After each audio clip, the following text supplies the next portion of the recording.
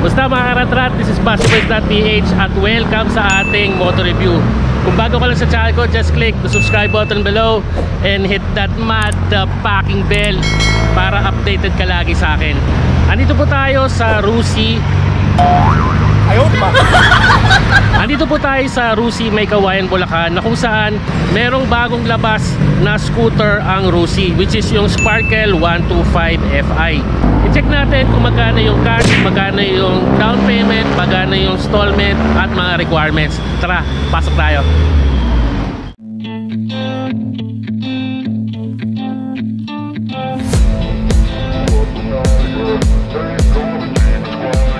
At eto na nga, nakita natin itong bagong scooter ng Rusi. Napakaganda ng color combination ng color white at decals niyang orange. Sa unang sulya, para siyang Click Tagalog talaga. Kamukhang kamukha ng Click 125. Pero sa ibang angulo, may sariling design itong Sparkle 125i. Based sa specs, ito po ay isang 125cc, 4-stroke, single cylinder, single overhead cam, air-cooled, and fuel-injected. Di ka rin mabibitin sa makina nito dahil ito ay may maximum power of 8.7 horsepower at 8,500 RPM and maximum torque of 9.5 Newton meter at 6,000 RPM. Kung makikita natin sa harap, napakaganda ng headlight niya, pero dito ako nagandahan sa daily running light nito. Kakaiba yung design at yung tail light at signal light napakaganda. Dati ang kaha ng Rusi malutong at manipis, pero pansin ko sa mga bagong scooter at underbow nila, makapal na rin at maganda na ang material. Di na siya pipitsugin. Magandang klase na rin itong mga kaha nila. Pagdating sa suspension, naka-telescopic fork sa harap at single rear suspension naman sa likod. Tinalo na rin ito yung mga ibang branded na scooter dahil yung iba naka-single piston caliper lang, pero yung Sparkle 125i naka-disc brake at naka-dual piston caliper, kaya malupit ang stopping power nito. At syempre naka-drum brake naman sa likod at malinis tignan yung mags dahil naka CNC ito. Yung handle grip, pasado naman yung kapal. Yung mga switches, kompleto na rin. May passing light, may high and low, hazard, busina, at signal light. Tapos naka digital panel gauge na rin siya. Sa kabila naman, may kill switch, electric start, at headlight switch. Naka shutter lock, may adjustable hook para sa bito ng undock, may charging port na napaka-importante sa mga rider para makapanood sila ng paborito nilang Viva Max. Atin to syempre.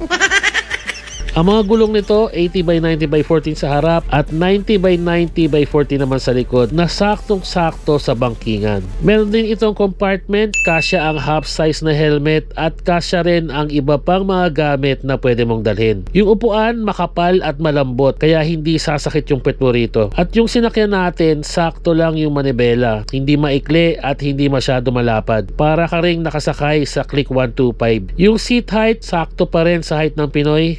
Center stand lang kasi kaya medyo tingkayad ako. Rusi Sparkle 125i is worth 65,000 pesos. Down payment of 4,000 and 36 months of 2,900.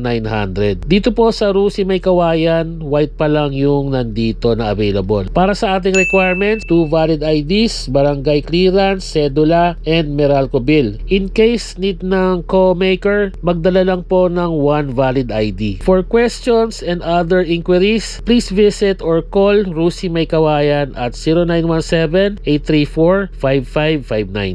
Para sa mga updates ng ating motor review, please follow us on our Facebook page, Facebook Reels, YouTube Shorts, and YouTube channel, BastiBoys.ph. Please like and share ang ating mga motor reviews para mabigyan natin ng detalyado at kumpletong information ang ating mga motor viewers para makapili sila ng kanilang dream bike. Maraming salamat po sa inyong pagtangkilik at pagsuporta. Ride safe, Rat Rat Nation!